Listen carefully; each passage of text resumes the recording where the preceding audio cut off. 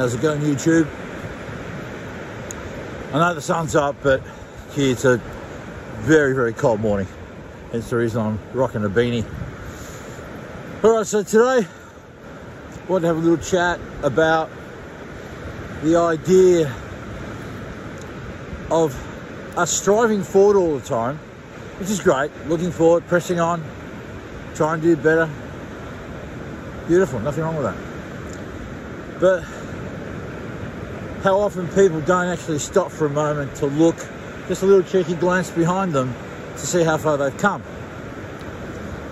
Everyone thinks that they're not successful just because they haven't quite got to where they want to get to, and in many cases it seems like it's a moving target that moves further and further away from them. And so they just keep going at it, not feeling happy, I guess, in the process, or feeling less than, or feeling inadequate. So what I'm going to invite you to think about, or more importantly do, but think about it first, of course. Stop. Pause. Take a breath. Have a look at the distance you've covered so far. And you'll find that you actually are successful. You're actually on the path. You're actually doing things. So other people may sit on their ass and just look at you, or just wonder about what might be. I think it was the ancient Greek philosopher Epicurus that said, and I'm just paraphrasing here, he said, oh, you know, be grateful for what you have now, because all the things you have today were once a wish. I know that when I do my gratitude practice, I often find myself feeling centered and grounded when I think about all the things I have today, in this moment, that 20 years ago, 30 years ago, really were a pipe dream. I'm talking about things as basic as a place that's warm and dry to sleep, a place to call home, to be in a loving relationship, to do work that I really enjoy and make me really happy. Those things were a pipe dream once upon a time. I remember coming home from being overseas. I remember 4th of January landing here. I was homeless, had a bag of clothes, had a sick mother.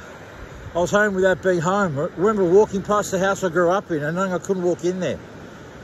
I had no residence. I had no job. I had nothing. In fact, I was in a deficit. I had $8,000 of debt.